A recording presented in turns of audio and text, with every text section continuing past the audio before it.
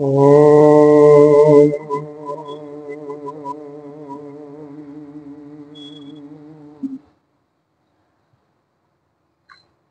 ओम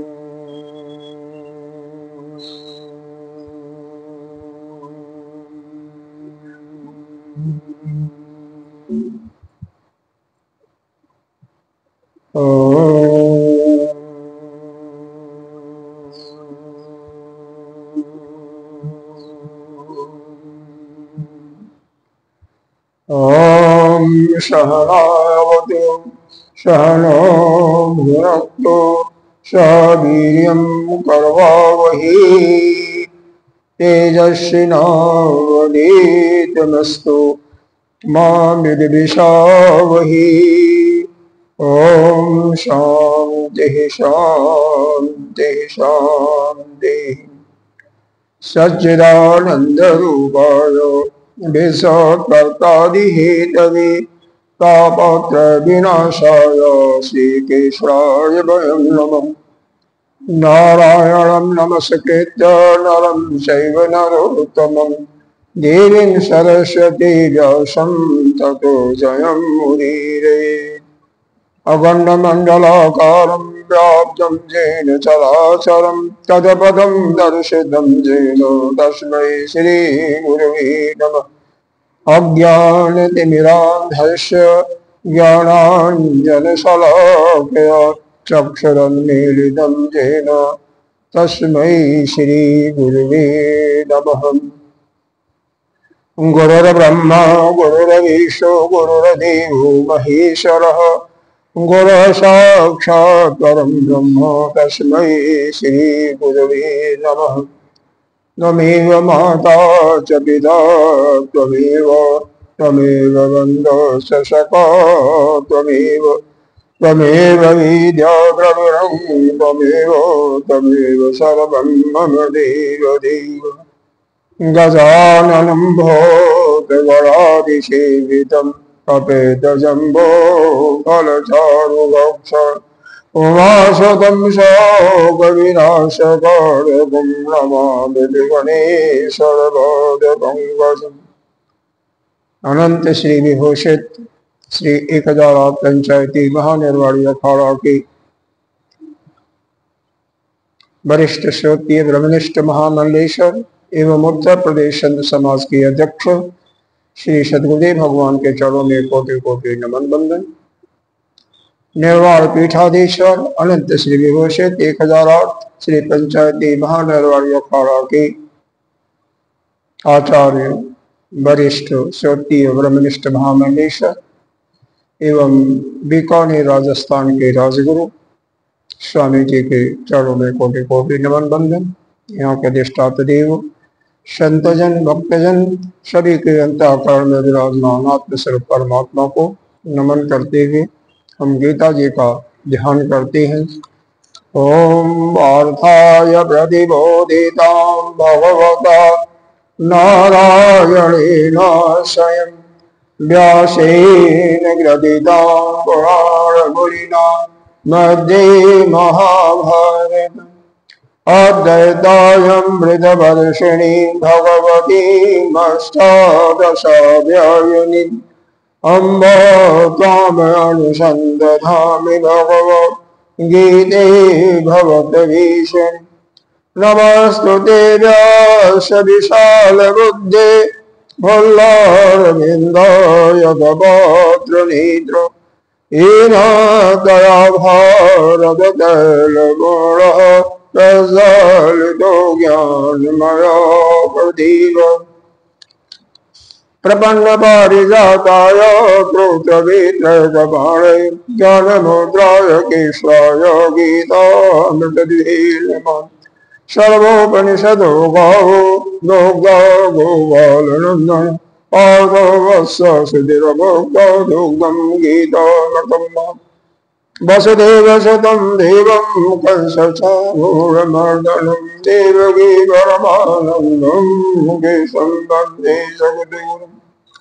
भीष्म तथा जय द्रवजल गांधार नीलोद्बल शैलग्राहवती कृपेण बहनी कर्णेन ढीलोपन अस्वत्साम्यकर्ण घोरमकरां दुर्योधन वर्तिनी सोतिरा बलवाण्डैरणदीकवर्धकः कीशः पराशरवच सरोजममलं गीतार्धगन्धोद्गतं नानाख्यानककेशरं हरिकथा सम्बोधनबोधितं लोके सज्जन सत्पदैर्हरः पेदीयमानं मुदा भूयाद्भारतपङ्कजं कलिमले प्रदर्शिनं श्रीयस् मोकं करोति वाचालं पङ्गुलङ्घयति गिरिं यत्कृपातमहं वन्दे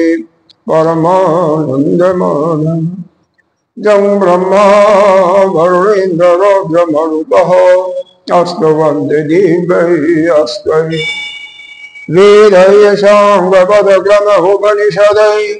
गायन्ति यमशान्तिं दारायवत्सित तद्गतेन मनसा पश्यन्ति यमयोगिनः जाशान्तं न विदुषुरसुरगणा देवाय तस्मै नमः देवाय तस्मै नमः।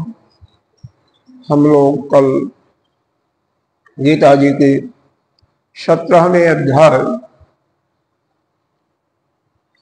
के अंतर्गत भगवान के मुखार बिंद से अर्जुन को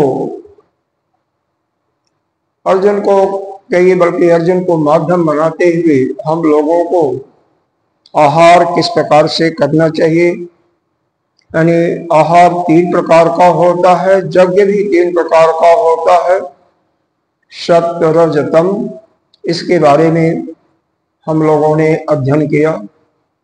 आगे तप के बारे में भगवान बता रहे हैं। तप क्या होता है, तो 2 प्रकार का हमारे श्रुति में बताया गया, मनुस्मृति में और महाभारत में ही 2 प्रकार का। पहला संयमते तपः, मतलब संयम ही तप है। किसका संयम? मन, इंद्रिय, वाणी इत्यादि का। वाणी इंद्रिय में आ गया, तो इंद्रियों का संयम करना ही यही तप है। दूसरा परिभाषा दिया गया चिंतने तपः, चिंतन करना ही। चिंतन किसका करना? चिंतन उस आत्म तत्व का। श्रुति के अंदर जो महावाक्यों का वर्णन किया गया उनका चिंतन करना, जीव, ईश्वर और जगत के बारे में चिंतन करना,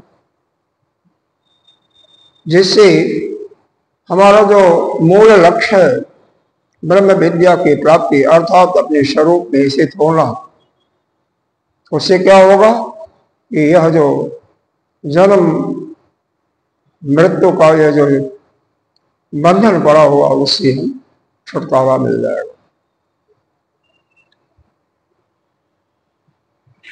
पहले जो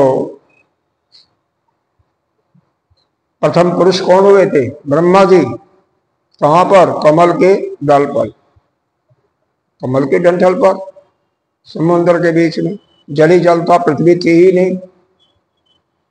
उनको भी तपस्या पहले उन्होंने कहा, कैसे किया? भगवान का आराधना किया कि भगवान अब मेरे को कुछ दिशा दिग्दर्शन करें। भगवान ने 2 अक्षर बताया, तो और वो आकाशवाणी के माध्यम से। एक 16वां अक्षर व्यंजन का और दूसरा 25वां अक्षर। उन्होंने मिला के देखा तब, तो उन्होंने तप किया। तो वहां पर तप किस चीज का किए होंगे? तब किस चीज का किए होंगे? मतलब चिंतन ही किया होगा ना कि हम कौन है, कहां से आए, क्या करना है, क्या उद्देश्य है, यही चिंतन।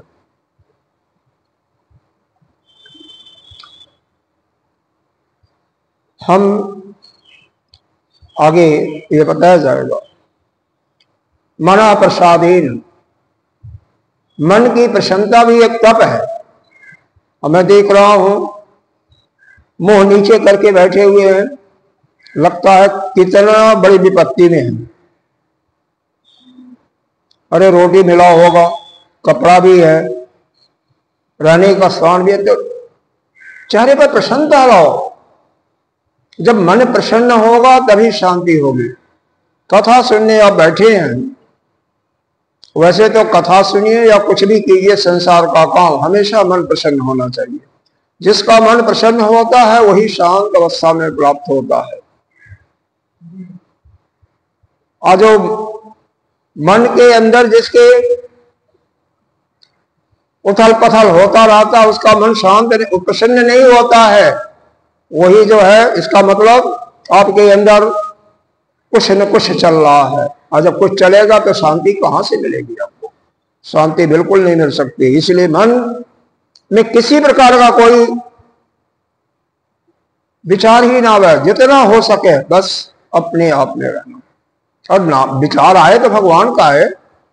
आपने किसी का चोरी नहीं किया, किसी का खेत नहीं काटा, किसी का सामान नहीं चुराया, तो मन भर कैसे? किसी को गाली भी नहीं दिया होगा, तो मन दुखी क्यों? मन बिल्कुल प्रसन्न होना चाहिए। संत लोग केवल देख करके ही कैसा उसका चेहरा है, उसी से मालूम हो जाता है कि आपके अंदर क्या उथल पथल चल रहा है। और विशेष करके सत्संग में आने पर तो मन के अंदर कुछ भी नहीं इसमें होना चाहिए, तभी तो सत्संग का ग्रहण होगा। मन बिल्कुल शांत। आपके श्रवण इंद्रिय वक्ता के मुखार बिंदु, आपके नेत्र भी वक्ता की तरफ होगा, तो इसका मतलब आपको नींद भी नहीं आएगी, कभी भी आलस्य का प्रश्न नहीं होगा। हमेशा जब तक आप 1 घंटा, आधा घंटा, 40 मिनट, 2 घंटा सत्संग सुनते हैं, संसार को बिल्कुल भूल जाना। पहला काम है संसार को भूल जाना। आपके समक्ष संसार है ही नहीं है, तभी जाकर के उस सत्संग का आनंद मिलेगा। अगर कुछ मन में चलेगा उधर उधर कुछ भी, तो इसका मतलब वो सत्संग का जो आनंद आना चाहिए ना, वो रस नहीं मिलेगा आपको, रस नहीं मिलेगा। रस को पाना है, उसमें डूबना है, मन को शांत करना है, तो मन को चेहरे पर प्रसन्नता, मन बिल्कुल शांत। केवल आपके सामने वक्ता के निकले हुए वाक्य जो भी है उन्हीं को सुनना। समझ में ना आवे चिंतन करो, फिर पूछो, शंकाएं आपकी दूर होंगी। यह भी एक तपस्या का रूप है, तपस्या का एक अंग है, एक लक्षण है कि मन को प्रसन्न करना। सतोगुणी के जो लक्षण बताए गए हैं तपस्या के, उसमें यही है कि मन प्रसाद है, मन प्रसन्न। मन प्रसन्न नहीं है, चेहरे कैसे मालूम होता है? हमें कैसे मालूम? चेहरा आपका खिला हुआ होना चाहिए, उसी से मालूम हो जाता है आप अंदर कुछ न कुछ चल रहा है। अरे यह संसार मिथ्या है, यह पक्का कर लो। संसार के अंदर जो भी आप सुन रहे हो, देख रहे हो, भोगे हो, उसमें वास्तविकता नहीं है। और जब तक यह पूर्ण रूप से आपके अंदर बैठेगा नहीं, तब तक आप शांति को नहीं प्राप्त कर सकते। तब 3 हमारे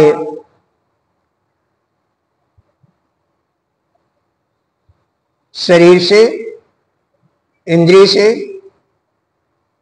बल्कि मन से कहिए, और वाणी से। इंद्रिय में मन आता है, वाणी आती है, तो केवल 3 से हम तपस्या कर सकते हैं शरीर से सेवा करके,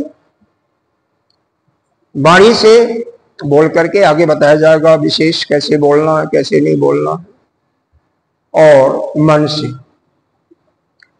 तो यह क्यों बताया गया? क्योंकि बाकी चीजों से शरीर में तो और भी कई अंग हैं, हाथ भी है, रसना भी है, नेत्र भी है, श्रोत इंद्रिय भी है, तो इनसे भी तो तप हो सकता है। तो कहते हैं नहीं भाई, यह तीनों से ही पाप होता है। जब कल हम कुछ थोड़ा सा पाप का बता रहे थे कि शरीर से पाप होता है, वाणी से पाप होता है और मन से होता है। तो जहां से पाप होता है फिर वहीं से तप होगा ना, क्योंकि प्रायश्चित किसका करोगे? उसी का तो करोगे। शरीर से आपने पाप किया तो प्रायश्चित किसका करोगे? तपाओगे किसको? शरीर को तपाना पड़ेगा। वाणी से किसी को आपने दुखाया, किसी का दिल दुखाया, तो वाणी का ही तप करना पड़ेगा। मन से किया तो मन को तपाओ। कुल 3 पाप होते हैं शरीर से, काया से। कौन? चोरी, जोरू कहिए यानी वेश्यागमन, और तीसरा हिंसा, दुख देना किसी को। कल बताया था शायद। तो शरीर से 3 प्रकार के ही पाप होते हैं। कौन कौन? किसी के सामान को चुराना या छीनना, दूसरा किसी के साथ गलत व्यवहार करना, विशेष करके यह वेश्यावृत्ति में आता है, किसी पर स्त्री के साथ संबंध बनाना, तीसरा होता है किसी के दिल को दुखाना, किसी को मारना। मारोगे तो दुख नहीं होगा, शरीर से तो मारोगे ही। कई प्रकार से हिंसा भी होती है, खुद करो, दूसरे से करवाओ, या आप अपनी सहमति दे दिया, आप मन से सोच रहे हो कि नहीं अब मर जाए, वो भी तो हिंसा है। कई लोग ऐसा करते हैं, कुछ कर नहीं सकते हैं, किसी से मरवाने के लिए भी पैसा देना पड़ता है, सवारी तभी तो कोई लेता है। तो देवी देवताओं से प्रार्थना करते हैं, खुद करते हैं कि हमारे इस शत्रु का नाश हो जाए, ऐसा भी करते हैं। तो खैर कैसे भी कोई करे, दुनिया है यह। 3 प्रकार से शरीर से पाप होते हैं, इन पर ध्यान हमें रखना है, शरीर से यह तीनों प्रकार के पाप न हो। चोरी, हिंसा और पर स्त्री गमन, या व्यभिचार के लिए जो भी। वाणी से 4 प्रकार के तप होते हैं। पहला है असत्य बोलना, दूसरा है कड़वा बोलना, कड़वा बोलना में गाली उली सब आ जाएगा। तीसरा है पाशिक यानी निंदा करना, चुगली करना, ये भी बहुत बड़ा पाप है। चौथा है असंबंध प्रलाप, कोई मतलब नहीं है, आप अपने आप बड़बड़ाते चले आ रहे हैं पागलों जैसे। यह भी क्या है, या 2 आदमी बात कर रहे हैं उसमें भी आप अपनी टांगे अड़ा रहे हो। कई लोग देखते हो कि रास्ते चलते रहते हैं, बड़बड़ाते रहते हैं, वो भी असंबंध प्रलाप। अगर बोल रहे हैं, आवाज निकल रही है, सुनाई दे रहा है, तो क्या है? असंबंध, संबंध नहीं है कोई किसी का, लेकिन फिर भी बोलते जा रहे हैं। ये 4 प्रकार के पाप होते हैं। कहां से? वाणी से। तो तप करना होगा तो वाणी का ही करना पड़ेगा ना। चारों का नाम याद रखें। या असत्य बोलना, यह तो नहीं बोलेगा किसी को, जैसे वहां पर चोरी करना नहीं बोलेगा। कटु बोलना, वहां पर हिंसा है शरीर से। तीसरा पाशिक लिखा हुआ, उसका मतलब होता है, पश्चिम भी कहते हैं, उसका मतलब चुगली करना, निंदा करना किसी का। जो आपके सामने न हो उसके बारे में बात करना वही निंदा है। उसकी बड़ाई बताओ तो अच्छा है, लेकिन बड़ाई कोई नहीं बताता। क्या बताएगा? उसके इसने यह किया, वह किया, यह किया। सुनने वाले भी उस पाप के अधिकारी होते हैं। चौथा होता है असंबंध प्रलाप। मतलब नहीं है किसी चीज के कहने का, लेकिन फिर भी वह अपना करते जा रहा है। या दो आदमी बात कर रहे हैं, बीच में वो भी घुस गया, और क्या दोनों बात कर रहे हैं वो तो पता नहीं, लेकिन जो मन में आया वही बोलना शुरू कर दिया। इसको कहते हैं असंबंध प्रलाप। यह भी एक बहुत बड़ा पाप है। 3 पाप मन से भी होते हैं, इसके बारे में कल बताया ही नहीं गया था। कौन कौन कोई बता सकता है? भाई, मन से किसी का अहित चाहो तो यह भी तो पाप है ना। अरे आप शरीर से तो करोगे ही, लेकिन मन से किसी के बारे में बुरा सोचो, किसी का अहित सोचो तो वो पाप है। किसी के सामान छीनने का, चुराने का, पहले तो मन में आएगा ना प्लानिंग। मन में कर किसका सामान मेरे पास आ जाए, कैसे आएगा, उसके लिए जुगाड़ बना रहे हो तो पाप है।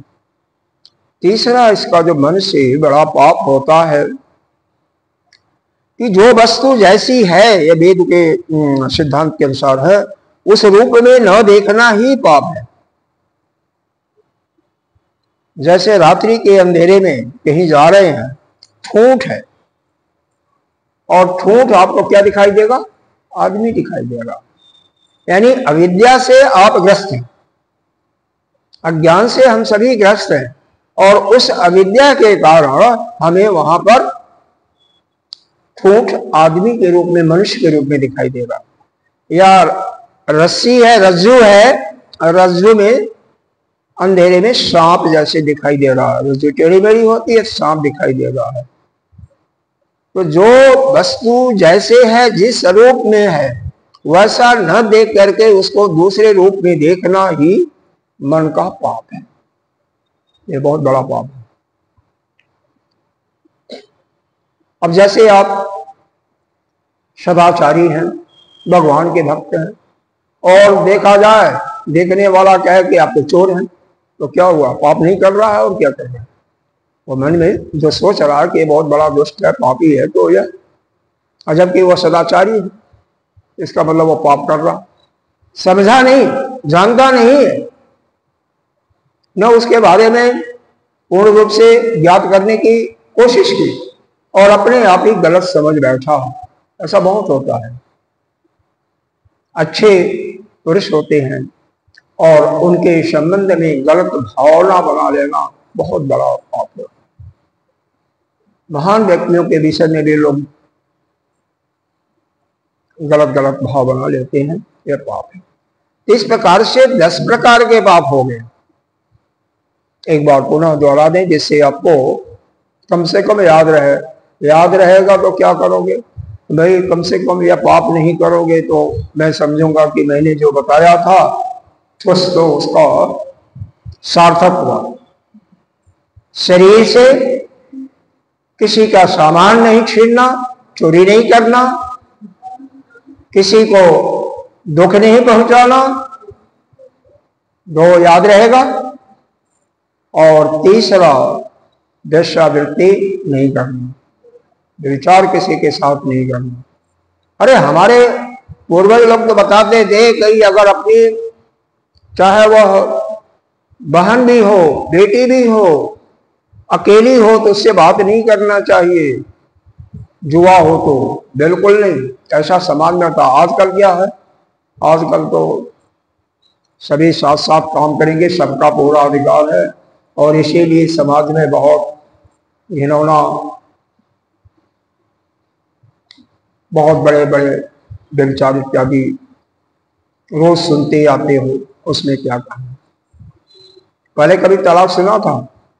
शायद हम लोगों के समय में तलाक का नाम ही नहीं होता था। 50-60 साल पहले, 60 साल पहले हम लोग नहीं जानते थे तलाक भी कोई शब्द है। ये तो 25-30 सालों से इसका ज्यादा 40 साल से प्रचलन हुआ। क्यों? लोग संस्कारित होते थे, उनके अंदर संस्कार होता था, माता पिता दादा दादी बच्चों को संस्कार देते थे। अब तो संस्कार नाम की कोई चीज ही नहीं है। हाँ, स्वभावजा नहीं आया।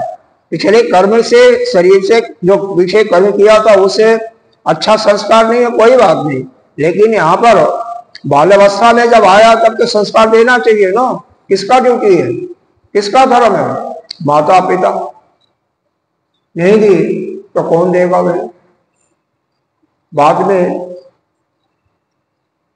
विद्यालय का नाम आता है। खैर, वाणी से तप याद है, असत्य बोलना, कटु बोलना, और तीसरा क्या बताया था? बोल गए? असत्य, कटु, चुगली करना यानी निंदा करना किसी का। ठीक है, निंदा किससे करते हो? वाणी से करते हो ना। किसी दूसरे के बारे में जो मौजूद नहीं है, वहां पर विद्यमान नहीं है, उसकी बात करना, ये निंदा। चौथा, असंबंध प्रभाव, ये 4 पाप वाणी से। 3 पाप मन से भी होते हैं। किसी के अहित के बारे में सोचना, दुख पहुंचाने का प्रयास करना, किसी के सामान को छीनने के लिए योजना बनाना। तीसरा, जो वस्तु जैसी है उस रूप में न देख करके दूसरे रूप में देखना, यह भी क्या है? एक बहुत बड़ा पाप है। इस प्रकार से 10 प्रकार के पाप होते हैं। अब जब 10 प्रकार के पाप होते हैं, पाप हो रहे हैं शरीर से, वाणी से और मन से, तो इन्हीं से तो पुण्य भी होगा, तो कर्म इन्हीं से होते हैं। तो आइए इसके बारे में अब हम तपस्या, तपाना तो इन्हीं को पड़ेगा ना, तो इन तीनों से जो तप होते हैं उनके बारे में सुनते हैं।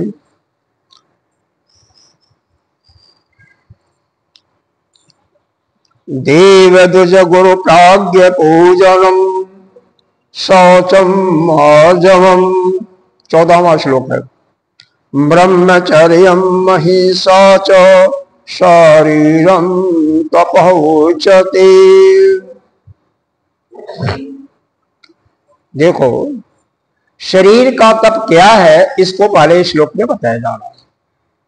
देव, देव का अर्थ जानते हैं आप लोग?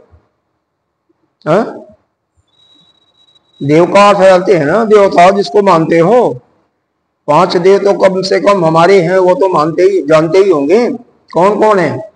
विष्णु, शिव, मां जगदम्बा, गणेश जी और सूर्य भगवान।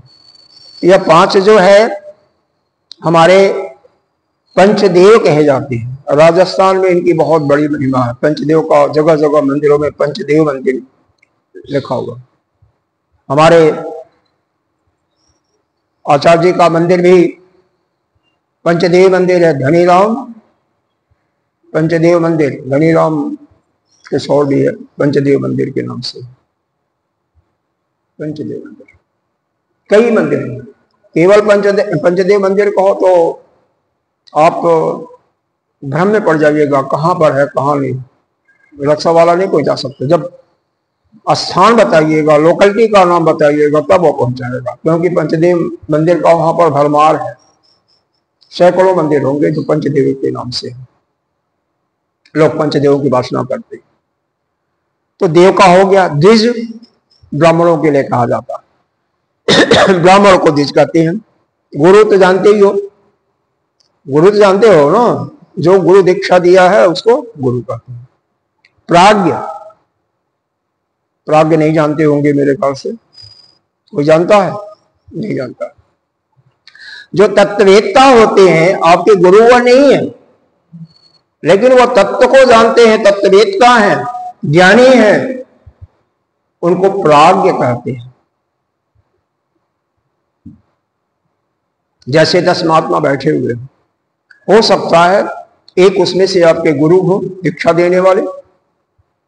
3-4 होंगे तत्ववेत्ता होंगे, तो वह तत्ववेत्ताओं को हम प्राज्ञ कहते हैं।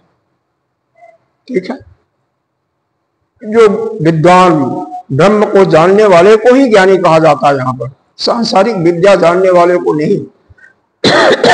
जो अपने स्वरूप में स्थित होता है उसी को ज्ञानी कहते हैं।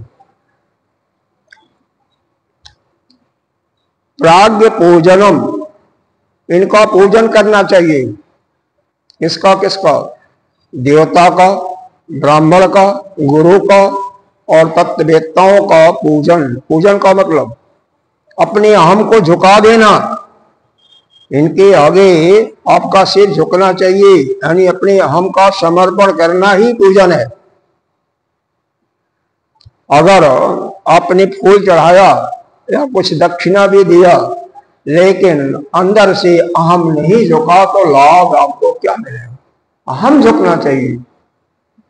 अहम, हाँ। फिर क्या है? शौचम। शौचम के बारे में तो बताया था 13वें अध्याय में बहुत विशेष करके, लेकिन सब लोग नहीं थे। शौच का मतलब होता है बाहर से और अंदर से पवित्रता। बाहर से पवित्रता का मतलब शरीर, आपने स्नान किया, दंत धावन किया, तेल फुले लगा लिया, अच्छे वस्त्र पहने, तो यह बाहर से शरीर आपका पवित्र है। लेकिन अंदर राग और द्वेष भरा हुआ है, क्रोध है, काम है, लोभ है, मोह है, मद मत्सर है, कैसे पवित्र हुआ? तो आप तो पवित्र नहीं। तो अंदर से भी आपको पवित्र होना, यानी आपका अंतःकरण शुद्ध होना चाहिए। आर्जवम, आर्जवम का मतलब सीधा। सीधा, सीधा का मतलब सरल, सरल का मतलब अंदर कोई कपट ना हो। यह नहीं कि बाहर से तो मीठा मीठा बोलो और अंदर उसको पाओ तो उसका गला दबा दूं, ऐसा नहीं। अंदर से भी, अंदर से जो बाहर से कह रहे हो वही अंदर से। बाहर से तो मीठा मीठा बोल रहे हो तो अंदर भी उसके प्रति आपका प्रेम हो, तब आप सरल हो जाओगे। और बाहर से अच्छा बोल रहे हो, दिखा रहे हो, उसको चापलूस कहा जाता है, जबकि अंदर से वह उनके विषय में बुरा धारणा लगता है। चापलूस कर सकते हो। समझ में आई? और आगे देखिए, ब्रह्मचर्यम, अहिंसा। ब्रह्मचर्य का मतलब मुख्य बात तो यहां पर जो है इस संदर्भ में ब्रह्मचर्य का मतलब ब्रह्म को जानने के रास्ते पर चलना।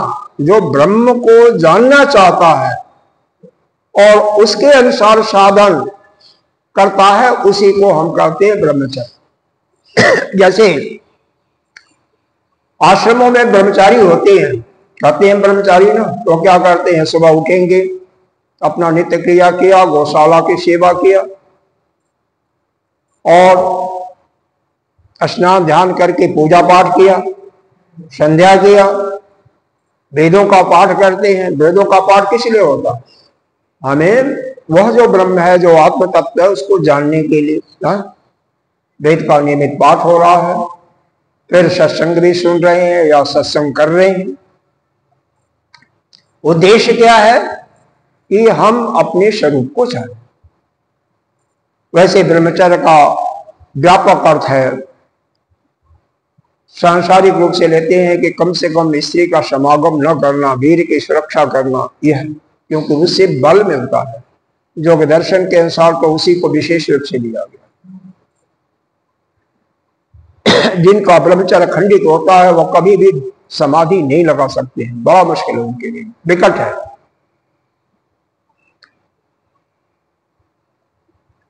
अरे बड़ी नहीं रहेगा तो 4 घंटा 5 घंटा 10 घंटा कैसे बैठेंगे? एक आसन पर बैठ सकते हैं, सवाल ही नहीं होता। 3 घंटा तो बैठना उनके लिए मुश्किल हो जाएगा। घंटा लोग नहीं बैठ पाते हैं ध्यान में, आधा घंटा में नानी बोल जाती, फिर कैसे? इसका मतलब ब्रह्मचर्य का पालन है।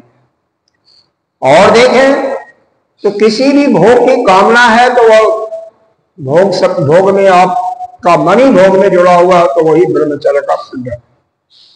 जितने भी संसार के भोग हैं उनसे आपको बिल्कुल निर्लिप्त रहना ही ब्रह्मचर्य।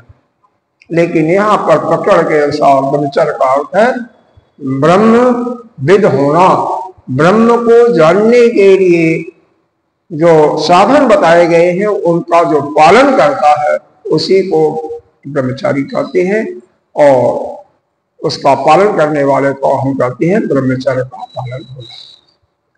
अहिंसा, अहिंसा के बारे में तो ये बताई दिया हो गया। च शारीरम तपम उच्यते, इस प्रकार के जो तप कर रहा है शरीर से, यह शरीर का तप कहा जाता है। आसानी से हो सकता है? हाँ राजन, हो सकता है? नहीं कि नहीं हो सकता। क्यों नहीं हो सकता? कौन सा तप नहीं हो सकता इसमें? अरे जितने श्रेष्ठ हैं उनके सामने क्या झुकाना है आपको? अहम को झुकाना है। अहम कुछ है नहीं। आप कौन हो? आप तो ब्रह्म हो। अपने को महत्व मत दो, आप झुके। फिर अंदर से राग देश काम क्रोध मत रख करके क्यों सड़ोगे? निकालो इसको, बाहर करो।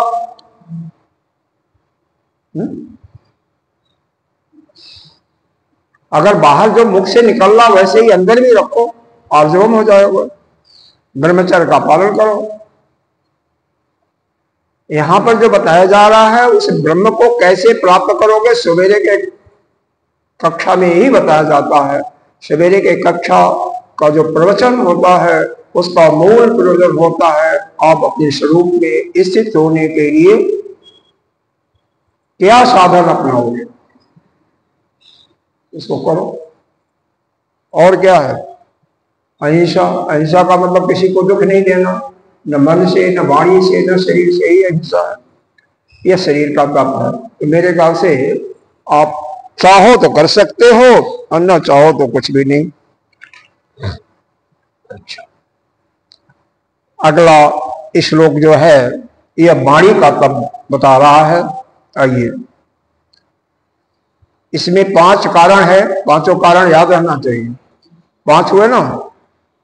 पहला पूजन किसका? देव, द्विज, गुरु और प्राग का। दूसरा शौच, तीसरा आर्जवम, चौथा ब्रह्मचर्य और पांचवा क्या है? हाँ? अहिंसा। तप के ही तो प्रकार हैं, 5 प्रकार के तप। अब आइए वाणी के। अनो उद्वेग करम वाक्यम सत्यम प्रहितम त्यजतो स्वाध्याय अव्यसनम चैव वाङ्मयं तपः उच्यते। पहला ये है अनु उद्वेग करम। ऐसा मत बोलो जिससे कोई दुखी हो।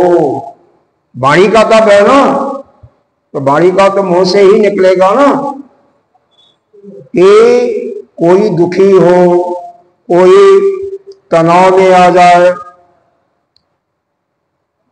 मतलब दुख और तनाव उत्पन्न करने वाला वचन मत बोलो। अनु उद्वेग करम वाक्यम। दूसरा है सत्य बोलो।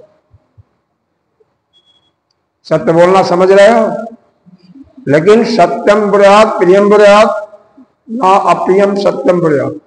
सत्य हो, प्रिय हो, अप्रिय सत्य भी या कड़वा सत्य भी नहीं बोलना चाहिए। एक दृष्टांत है, कुछ बच्चे गए गन्ना चूसने का, उनका मन किया कि गन्ना खाना चाहिए। वहां पर उसकी मलकिन बैठी हुई थी। उन्होंने ध्यान से देखा एक बच्चे ने, तो मलकिन की एक आंख जो है उसने रोशनी नहीं की, मतलब एक आंख से अंधी की, तो कहता है बालक तो दुष्ट होते ही है, ए कानी मतलब एक आंख से जो काना है कानी, या मेरे को गन्ना चूसना है, दे दे या मैं तोड़ लूं, बोल। तो वो क्या कहती है, भोजपुरी की थी, तेरे बहुत बढ़िया बतिया पर बढ़िया तू बोल रहा है ना, बहुत बढ़िया बोला है, तो कैसे हम गन्ना दे दूं। मतलब उसको जब अंधी कह रहा है, कानी कह रहा है, तो यह क्या वचन है, कटु वचन हुआ ना, उसको दुख देने वाला हुआ ना, उसको उद्वेग करने वाला हुआ ना। तो ऐसा वचन बोलोगे, अरे किसी से कुछ लेना है तो कम से कम उसका प्रशंसा तो करो, झूठी भी प्रशंसा करोगे। हाँ, तो सत्य बोलना कितना ठीक है, जो दूसरे को बुरा ना लगे। कोई लंगड़ा है, लंगड़ा कहोगे तो डंडा होगा तो उसी से मार भी देगा आपको। हाँ? और क्या, हितम चौजत, उसको प्रिय भी लगे और उसके लिए हितकारी भी हो। अरे कुछ भला हो, ऐसा शब्द बोलो जिससे सामने वाले का हित हो, अहित न हो।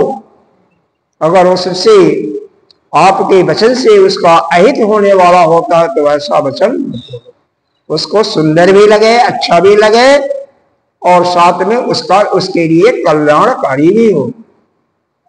ठीक है, कितने हो गए, 4 हो गए।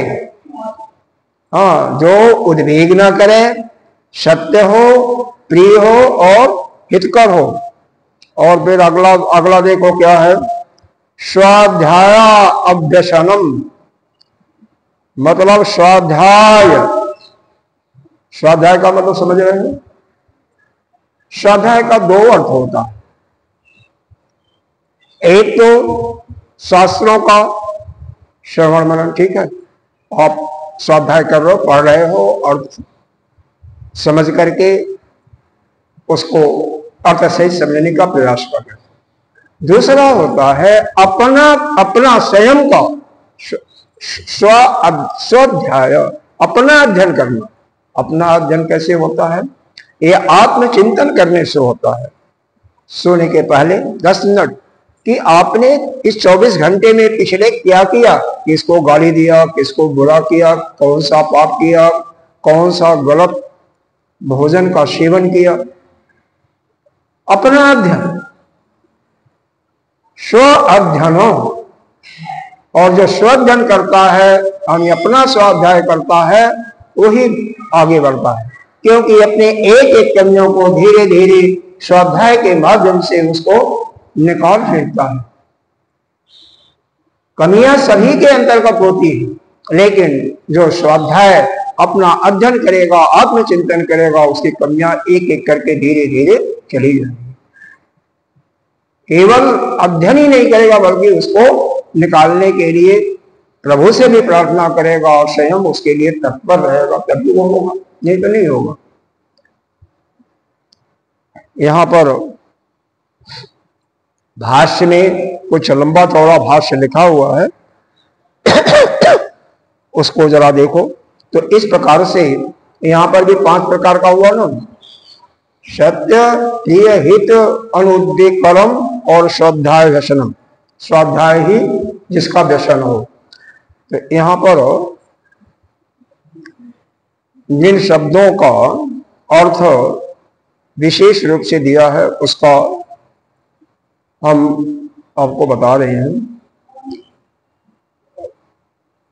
सत्यम प्रिय हितम च जप, इसका अर्थ बताया है प्रिय हिते दृष्ट अधिष्ठार्थी, मतलब सामने प्रत्यक्ष भी वह प्रिय होने वाला, करने वाला हो, उनको अच्छा लगे और हितकर हो, कल्याणकारी हो, और अदृष्ट रूप से भी उनके लिए कल्याणकारी हो। अदृष्ट रूप से मतलब जैसे कुछ दवा है कोई, है दवा कड़वी, लेकिन उसको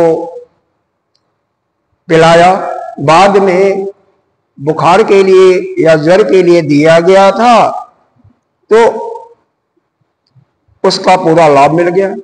और उसी दवा में थोड़ा सा शहद मिला दिया तो क्या हो गया, वह प्रत्यक्ष रूप से सामने भी दिखाई भी दे रहा है, ले रहा पी रहा है, तो मीठा भी है। आजकल की दवाइयां ऐसे बनती हैं और बाद में उसके लिए लाभकारी है, और अपरोक्ष रूप से भी बाद में भी उसके लिए दृष्टि रूप से भी अदृष्टि रूप से दोनों में वह प्रिय हो या हितकर हो।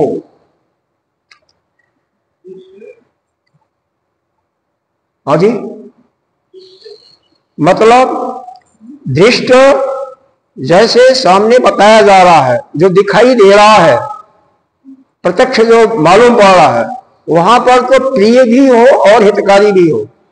और जहां नहीं दिखाई दे रहा है, जहां नहीं दिखाई दे रहा है, इसका मतलब अगर किसी को साधना के लिए बात आप कर रहे हैं तो इस जीवन में तो उसको सुख मिलेगा, दूसरे जीवन में भी सुख मिलेगा, यानी मरने के बाद भी उसको सुख और शांति मिलेगी। वहां पर अदृष्ट तो उसी के लिए कहा जाता है, लेकिन यहाँ पर हमने दृष्टांत दवा का इसलिए किया कि बाद में तत्काल तो उसको लाभ दिखाई दे रहा है, मीठा लग रहा, अच्छा लग रहा, और बाद में भी उसी प्रकार से मृत्यु तो बाद में ही होती है ना, तुरंत नहीं होती है। ठीक है, धर्म ही वाक्यम विशेषते, इशलोक और परलोक सर्वत्र जो है हित करने वाला, इशलोक और परलोक। विशेषण धर्म समुच्चार्थ च शब्द पर प्रत्यायनार्थम प्रयुक्तस्य वाक्यस्य सत्य प्रियता अनुउद्वेग कर्तानाम अन्यत्नेन द्वाभ्याम त्रिभी वाहीनता साद यदि न तद वाग्यमयम तपः। यानी किसी बात को दूसरों को बोध कराने के लिए जो आप वाक्य का प्रयोग कर रहे हो, उसमें सत्यता हो, प्रियता हो, हितकारिता हो और अनु उद्वेग करने वाला न हो। इन सबका अथवा इसमें एक का नहीं, सभी होना चाहिए। अगर जैसे आप सत्य बोल रहे हो लेकिन प्रिय नहीं हो, तब तो बात बनी नहीं ना। तो इसलिए सत्य बोल रहे हो और उसको दुख देने वाला हो, तब भी नहीं बात बनी। तो सब कुछ होना चाहिए, यह चार के चारों चीजें होना चाहिए साथ साथ, तब जाके बनती है।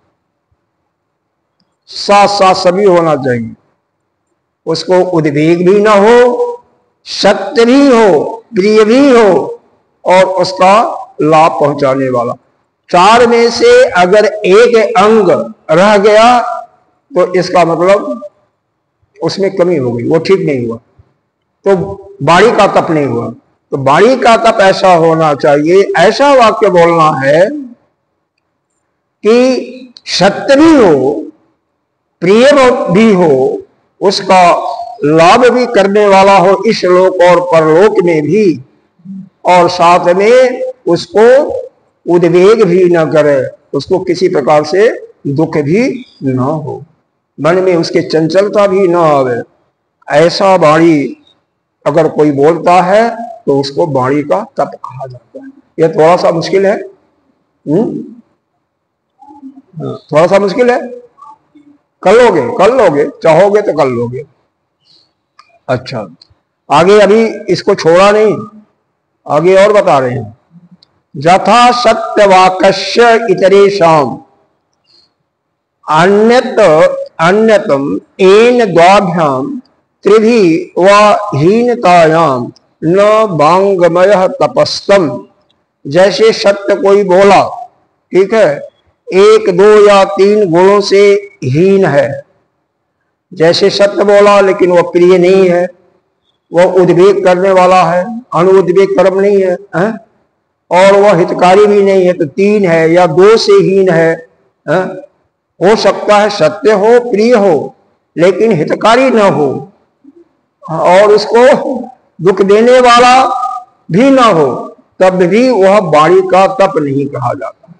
जब सभी अंग पूर्ण रूप से होते हैं, मतलब उसको उद्वेग भी न करे, उसके मन को उथल पथल भी न करे, उसके लिए प्रिय भी हो, सत्य भी हो और उसका हित करने वाला भी इस लोक और परलोक में भी, तब जाकर के उसको वाणी का तप कहते हैं। यह यहाँ पर भाष्यकार जी ने स्पष्टीकरण दिया कि एक, दो, क्या तीन, चार ही हैं, तो चार में से एक तो हो ही जाएगा, तो चार के उन्होंने कहा नहीं, चार के चारों होता है, तभी जाकर के इसको वांग्मयी तप कहते हैं। इसको इस प्रकार से और स्वाध्याय का अभ्यास तो होना ही चाहिए। यहाँ पर भाष्यकार जी ने स्वाध्याय के अभ्यास में इस जो हमारे शास्त्रों के अभ्यास का ही पर जोर दिया हुआ है, स्व अध्ययन का नहीं दिया हुआ। दोनों अर्थ होते हैं, लेकिन भाष्यकार ने स्वाध्याय का दिया हुआ है। हाँ महाराज जी, किसका? शारीरिक? अरे बता तो दिया, अब दोबारा तो जाना पड़ेगा। उसमें बताया गया, क्या बताया गया, याद है? नहीं, भूल गए अभी? ओहो, कैसे होगा? देव द्विज गुरु प्राज्ञ पूजनम, देवता का, गुरु का, द्विज ब्राह्मण का और प्राग यानी तत्वेत्ता या ज्ञानी पुरुषों का पूजन। पूजन करने का मतलब अपने अहम को झुकाना। ऐसे काम नहीं चलेगा। 5 चीजें बताई गई थी, दूसरा बोलो, चलो कोई भी बोल दो। यहां कहानी नहीं बताई जा रही है, बोल। पूजन तो हो गया ना, अब आगे बताओ, आगे क्या बताया गया था? वाह भाई वाह। अरे अहिंसा तो बता दे सकते हो, ब्रह्मचर्य का भी ध्यान नहीं आ रहा आपको? नहीं आ रहा ना। शौच भी बताया गया था ना, फिर कैसे काम चलेगा? और 5वां आप महात्माओं में से बोलिए। आर्जवम, सरलता। सरलता मतलब जो आप कह रहे हो बाहर से, अंदर से भी वही सरलता हो ना।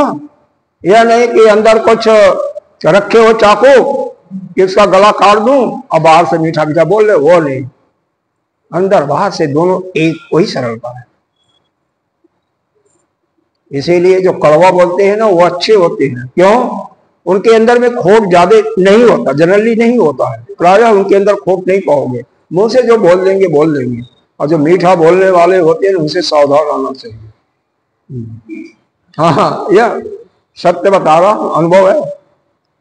अच्छा, तो अब मन का, वाणी का तप हो गया, ये अभी 5 हुआ।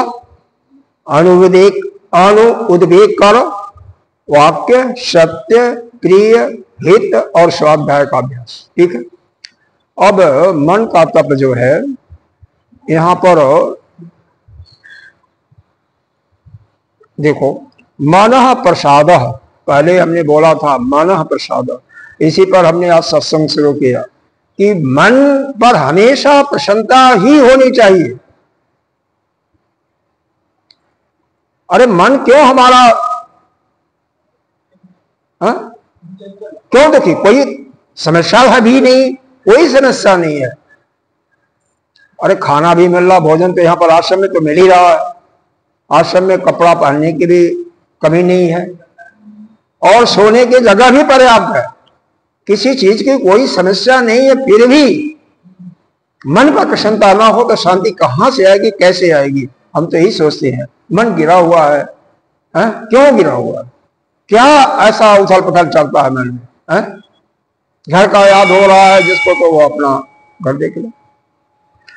नहीं होना चाहिए ना। और सत्संग में तो किसी भी तरह से मन में बिल्कुल नहीं, बिल्कुल मन शांत ही होना चाहिए, तभी उसका आनंद मिलता है। उस कथा का, सत्संग का रस मिलता है, और वह रस से ही आपको शांति मिलती है। जैसे आप ध्यान की गहराई में जाते हो और आपको आनंद मिलने लगता है, आपको वापस आने का मन नहीं करेगा। अरे आपका यह जो घुटने वगैरह जिसके दर्द होते हैं ना, वो कुछ नहीं होंगे, महसूस ही नहीं होंगे। उसी प्रकार से सत्संग का भी जिस समय आनंद मिलने लगता है, पूजा करते रहिए, पूजा में अगर आनंद मिलना शुरू हो गया तो आपको समय का भान ही नहीं होगा कितना समय निकल गया। उसी प्रकार से सत्संग का तो मन प्रसाद, मन हमेशा क्या होना चाहिए? पहला क्वालिटी है, पहला गुण है मन का, तप का। मन शांत हो। और शांत कब होगा? जब मन में किसी प्रकार का चिंतन नहीं होगा, न भूत का और न भविष्य की चिंता। जो वर्तमान में रहेगा, हर क्षण वर्तमान में रहता है, उसी का मन शांत होगा। और जो पीछे की घटनाओं को याद करेगा, यहां बैठा हुआ है, घर का याद कर रहा है कि हमारा बेटा बेटी या जो भी है पोता पोती कैसे होंगे, तो कैसे होगा? मन शांत नहीं होगा ना। या कल का याद करे और कुछ नहीं, यही याद करे कि गर्मी है, कैसे रात को नींद आएगी, तो भी वह मन शांत नहीं होगा। और इतना जान लीजिए, जो सभी पर है, पूरे संसार पर है, उसके लिए तो चिंता करनी ही नहीं चाहिए। वह आपके लिए थोड़ी है, सभी के लिए है। फिर आपको क्यों परेशानी होती है? किस चीज की चिंता? दूसरा क्या है शब्द दिया इन्होंने? सौमत्तम। इसका अर्थ यहां पर दिया कि अंतःकरण की शुद्धि, सौम्यत्तम। और जब अंतःकरण आपका शुद्ध होगा, अंतःकरण कैसे शुद्ध होगा? जब आपका अंतःकरण में किसी के प्रति राग नहीं होगा, किसी के प्रति द्वेष नहीं होगा, किसी कोई कामना नहीं होगी। कामना होगी तो कामना से ही क्रोध, लोभ, मोह, मद ये सब आते हैं ना। काम, क्रोध, लोभ, मोह, मद, मत्सर यह शत्रु माने जाते हैं। तो कम से कम प्राथमिक अवस्था में राग और द्वेष किसी से मत रखो। और रखना है राग और द्वेष तो परमात्मा से रखो ना, अपने आराध्य के प्रति रखो। अरे रावण भी उन्हीं से देश रखता था, रावण की मुक्ति मिलती है नहीं मिलती है? कंस भी रखता था, कृष्ण से ही हमेशा याद करता था, देश के कारण ही याद करता था, तो याद तो करता था। शिशुपाल भी 101 बार गाली दिया, भगवान ने उसका गर्दन गिरा देती है। बाद में उसकी आत्म ज्योति उसकी भगवान से मिलती है। क्यों मिलती है? एक तो जय विजय को 3 जन्मों का साथ था, वो तीसरा जन्म था। पहले जन्म में क्या हुए थे? हिरण्यकश्यप, हिरण्याक्ष। दूसरे जन्म में रावण, कुंभकर्ण। और तीसरे जन्म में हुए थे शिशुपाल और दंतवक्र, जो कि द्वापर में, बाद में दंतवक्र भी आया, वो भी भगवान से युद्ध करके वो भी मारा जाता है, और उसकी भी आत्मा ज्योति भगवान के अंदर समा जाती है, क्योंकि भगवान के पार्षद थे, फिर भगवान के पार्षद वो बन जाती है। तो मन प्रसाद, इसको याद रखिएगा। सौम्यत्तम, अंतःकरण भी शुद्ध हो तभी शांति मिलती भैया। और नहीं तो मौन तो रखो, घंटा 2 घंटा मौन रखो। राजन हमारा मौन रखता है, मौन, हाँ मौन। आत्म विनिग्रह, यह तो मुश्किल है। आत्म विनिग्रह, अपने मन पर, इंद्रियों पर बिल्कुल कंट्रोल रखो। भाव संशुद्धि, भाव की भी शुद्धि होनी चाहिए। आत्म विनिग्रह का मतलब है मन निरोध सर्वत्र सामान्य रूप आत्म विनिग्रहो वाग विशेष एव मनसा संयमो मौनम इति विशेषः। मन का निग्रह, भाव की शुद्धि अर्थात दूसरों के साथ जो व्यवहार आप करते हो उसमें कोई छल कपट नहीं होना चाहिए। कभी भी आपका दूसरे से व्यवहार हो रहा है उसमें छल कपट न हो। यह आर्जों में आ गया था, बता दिया था आपको। सरलता का मतलब यह भी होता है। तो ऐसा जो तप करता है इसको कहते हैं, इसका मन का तप। तो मन प्रसाद यानी मन शांत, मन पर प्रसन्नता, सौम्यत्वम, अंतःकरण शुद्ध, मौन 3 हो गया, आत्म विनिग्रह 4 और भाव संशुद्धि, यानी व्यवहार में भी हमारा छल कपट न हो। ठीक है, यह तप हो गए मन के। आगे का हम कल देखेंगे। ओम पूर्णमदः पूर्णमिदं पूर्णात् पूर्णमुदच्यते पूर्णस्य पूर्णमादाय पूर्णमेवावशिष्यते। ओम शांति शांति शांति। शंकरं शंकराचार्यं